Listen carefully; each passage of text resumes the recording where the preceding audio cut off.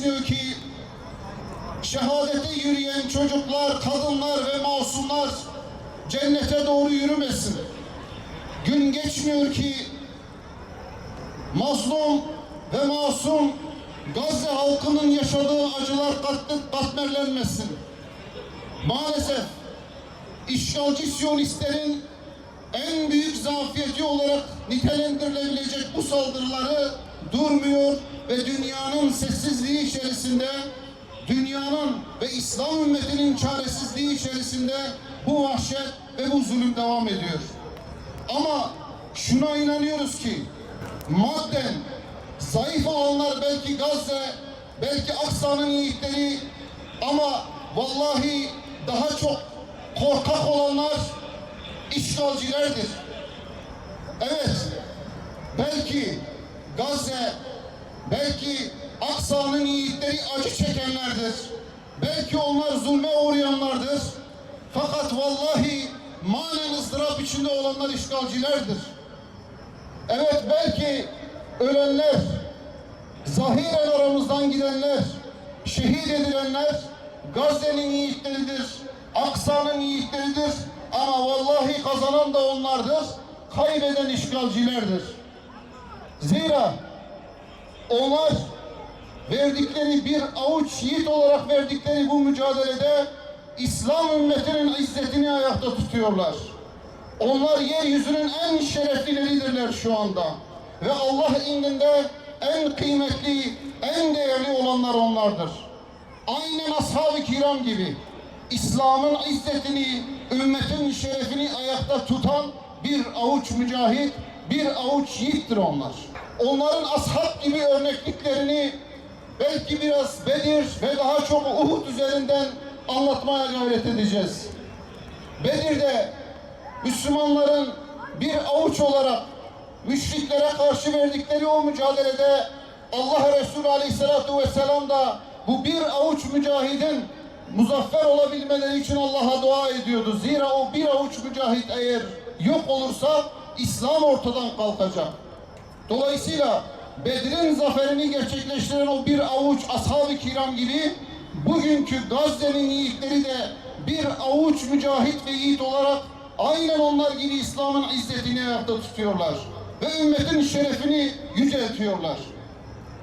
Ve Uhud, Bedir'in intikamını almaya çalışan Mekke müşrikleri 3000 kişilik bir orduyla Müslümanların ve İslam ordularının üzerine geldiler. Medine'ye doğru geldiler. İslam ordusu onlara karşı 1000 kişilik bir ordu hazırladı. Ama maalesef o 1000 kişilik ordu içerisinde Abdullah bin Übey'in başkanlığındaki 300 kişilik bir münafık takımı kendi akıllarınca haşa Muhammed gençlere uydu, Muhammed bizi dinlemedi diyerek o münafık grup İslam ordularının içerisinden ayrıldı. Ve İslam orduları 700 kişi kaldı. 3000 kişilik müşriklere karşı 700 kişilik bir İslam ordusu. Ama münafıkların İslam ordusundan kopması Müslümanların muzaffer olmalarına asla engel olmadı. Bugün Gazze'nin yiğitleri, Filistin'in erleri ve Aksa tufanının mücahitlerinin sergilediği bu mücadelede de maalesef aklı evveller, akıllarına çok güvenenler bu tufanın, bu operasyonun ve bu mücadelenin hakkında kendi akıllarınca onu küçümsüyorlar, alaya alıyorlar ve onlar bu mücadelenin büyüklüğünü, yüceliğini ve izzetini idrak edemiyorlar. Bunlar, bu münafık gruplar ülkelerden oluşabiliyor, gruplardan oluşabiliyor veya şahıslardan oluşabiliyor. Ama Allah'ın izniyle nasıl ki Uhud'da 300 kişilik münafık grup İslam ordularını yalnız bırakmalarına rağmen zafere engel olamadılarsa bugün Filistin'in, Gazze'nin yiğitleri de nice böyle münafık grupların, nice o operasyonu ve bu mücadeleyi küçümseyenlerin, buna reddiye gönderenlerin, tenkitte bulunanların tüm bu karşı çıkışlarına rağmen Allah'ın izniyle onlar yine nice zaferlere, nice güzel operasyonlara imza atıyorlar. Ve dolayısıyla nifak ehli bir grubun ashaba engel olamadığı gibi bugün onlara da engel olamıyorlar. Ancak İslam orduları zafere doğru ilerlerken Uhud'da Okçular Tepesi'ne dikilen 50 kişilik bir grup Allah Resulü Aleyhisselatü Vesselam'ın emrini hakkıyla icra etmeyip ganimet peşinde koşma adına Okçular Tepesi'ni terk ettilerse ve onun akabinde bir acı ve bir mağlubiyet yaşadılarsa bugün Gazze'nin, Filistin'in mücadelesinde de münafık takımın karşı çıkışları değildir zaferleri engelleyenler. Ama Müslümanların, İslam ümmetinin içerisinde o Okçular Tepesi'ni bırakanlar, terk edenler, onları yalnız bırakanlar maalesef onların acılarının katmerleşmesine sebebiyet veriyorlar. Mal adına, mülk adına, ülke çıkarı adına vesaire bazı sebep ve bahaneler adına bulunmaları gereken, savunmaları gereken, desteklemeleri gereken noktalarda Okçular Tepesi'nde bulunmadıkları için belki bugün bu acılar yaşanıyor. Ve bunlar İslam ümmetinin o gün Okçular Tepesi'ni terk edenlerin bugünkü karşılığıdır maalesef. Elbette ki o gün Okçular Tepesi'ni terk edenler tövbe ettiler. Allah-u Teala tövbelerini kabul etti. Ama bugün bizim için Okçular Tepesi neresiyse bunu terk edenler, bundan geri dönüp tövbe etmedikleri, geri adım atmadıkları müddetçe zillete düçar olmaya mahkumdurlar. Bizim Okçular Tepemiz neresi? Boykotlarımızdır bizim Okçular Tepelerimiz. Bizim şu meydanlarımızdır. Bizim Gazze'ye destek ve işgalcilere lanet sunduğumuz etkinliklerimizdir. Bizim destek sunduğumuz her platformumuzdur.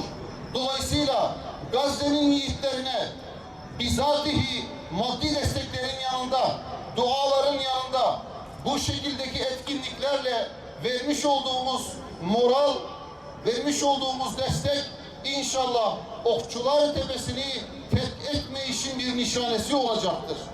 Bunları bıraktığımız anda, bunları küçümsediğimiz anda, bunları bıraktığımız anda işte o zaman Okçular Tepesi'ni terk edenlerden olmuş olacağız.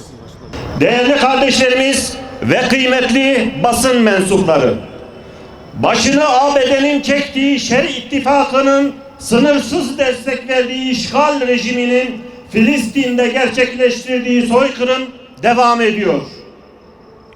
Gazze'de başlayan katliam, Batı Şeria, Lübnan ve Yemen'i de içine alacak şekilde genişliyor.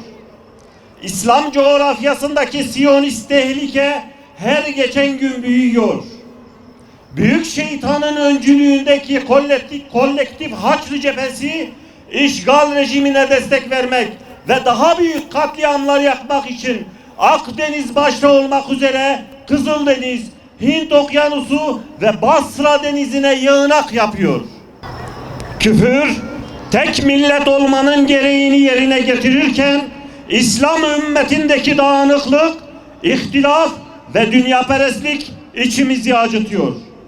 Peygamberimiz sallallahu aleyhi ve sellem komşusu açken kendisi tok yatanı kendilerinden kabul etmezken kardeşlerimizin açlıktan ölmesine, vahşice katledilmesine, namuslarının talan edilmesine sessiz kalan sözüm ona Müslümanlar nasıl Hazreti Muhammed sallallahu aleyhi ve sellemin ümmeti olabilirler?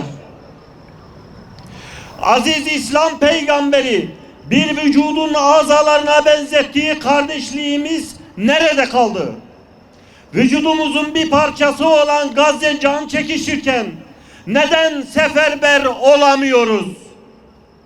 40.000 şehit hala İslam ümmetini kıyama kaldıramamışsa, Gazze dışında yaşayan bütün Müslüman ülke liderlerinin ve halklarının kendi imanlarını sorgulamalarının zamanı gelmiştir. Allah'ın lanetlediği kavimle mücadele yöntemi bellidir. Yüce Allah peygamber katili bir kavmi, bu kavmi Kur'an-ı Kerim'de bizlere açık bir şekilde tanıtmıştır. Allah'ın peygamberi de mel'un kavimle mücadelenin pratiğini nihayeti Hayber olan savaşlar silsilesiyle ortaya koymuştur. Dolayısıyla Siyonistler ancak güçten anlar tezi Peygamber Efendimizin uygulamalarıyla da örtüşmektedir. Bu nedenle direnişin ana arteri Hamas ve diğer direniş grupları ile Filistin dışında Siyonistlere darbe vuran direniş ekseni öncelikle askeri olmak üzere ekonomik ve siyasi olarak desteklenmelidir. 30 Temmuz'da Lübnan'da Fuat Şükür'e ve 31 Temmuz'da Tahran'da Hamas lideri İsmail Haniye'ye düzenlenen suikastler Mısır'da devam eden ateşkes görüşmelerine ağır bir darbe vurmuştur. İşgal rejiminin saldırıları ve ABD öncülüğündeki Haçlı İttifakı'nın İslam coğrafyasına yaptığı askeri yığınaklar ise tam bir savaş hazırlığı niteliğindedir. Bu hazırlıklar sadece işgal rejimini İran'a karşı korumak için değildir. Aynı zamanda işgal rejimiyle birlikte Müslümanlara karşı savaşmak ve onları ağır bir yenilgiye uğratmak içindir. Siyonist Şer İttifakı'nın işgal planının nihai hedefinde İslam coğrafyasının kalbine bir hançer gibi saplanacak arz-ı mev'ud vardır.